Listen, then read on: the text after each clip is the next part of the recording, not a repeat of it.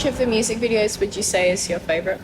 The second one, because like it really created that tension of like it was dark and it's kind of scary, but like it also like emphasized on like the song and like the whole vibe of the song was in like I could tell what kind of song it was from the music video. What do you think makes an effective music video?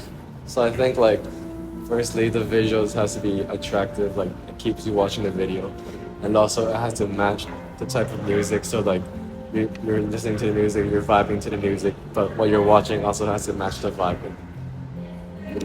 Do you think the location is effective?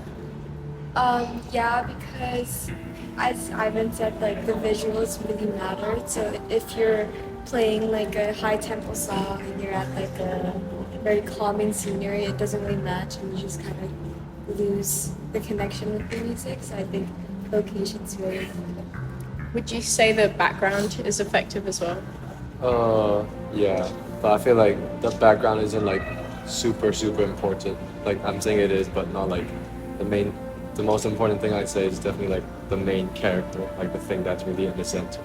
Okay. But the background is like effective. Do you think the videos match the music in terms of visuals? The one we watched, I think so because it was like a rocky vibe and then like the use of colors, the use of the location, and like the lighting really grasp the sense of rock. Do you think the use of costumes and props is effective? Definitely. Like it gives it like this old school vibe to it. Definitely like quite aesthetically pleasing to look at, and yeah, I think it's effective, and it matches the type of music as very well. Do you think the pacing of the music videos is effective? Yeah, I think so. In terms of like different scenes, like cutting it, like you're constantly at a different angle, but on the same scenes. I think like the pace of the changing also like makes sense. And it's just rocky. What are your first impressions of the characters in the videos? I had different impressions, but they all suited their character very well. Cause like with the intro of the music, they all matched how they looked and how like the music's supposed to sound. So like I think very well prepared for the video and the music. Do you think that this is in the emo rock genre? I think so because I mean I'm not really familiar with emo or rock in general, but I guess it's more focused towards emo because. What do you notice about the quality of each video? I'd say like it isn't like the most high quality, but I feel like the little bit of like the blurriness really suits the video quite well. It did that old school vintage vibe, like retro goth emo vibes. Okay, and would you say that the lighting impacts the mood of the video? And if you think it does, do you think a low key lighting or something more natural suits? I think for the video that the second one we watched, like the really like white light made the artist's skin very pale, and the song is like the vampires. Whenever music, you definitely get like the vampire vibe.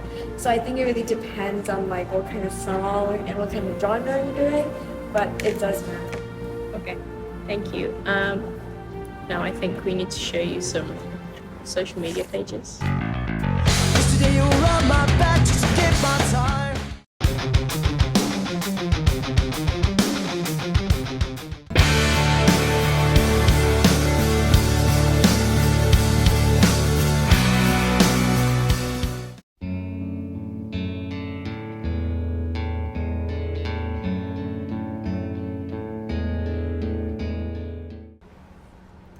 Do you think that the images used on the poster are effective?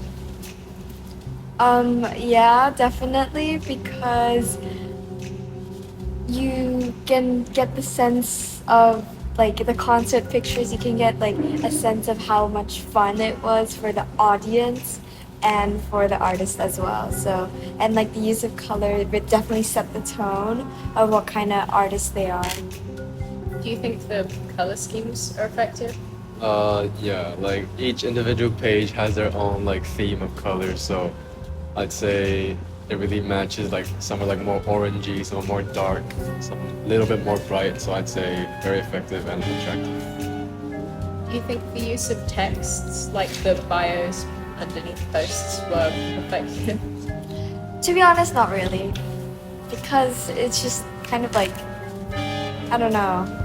It's not like there's like a unique font to it or anything like that. So I think it wasn't that effective. Do you think there is a sense of branding across the products? So, for instance, we showed you My Chemical Romance social media page, and then that second video you watched was made by the same artist. Would you say that you can get a feel that they are made by the same person? Actually, like a little bit, but not fully, because here they look like quite intense and like quite rocky, but like in the music video they were quite like a little bit like weird and submissive, so not fully, but I can definitely see some traits that like link together. Okay, thank you. Guess it's not as precious as it seems. This isn't worth it. Bit burns me inside.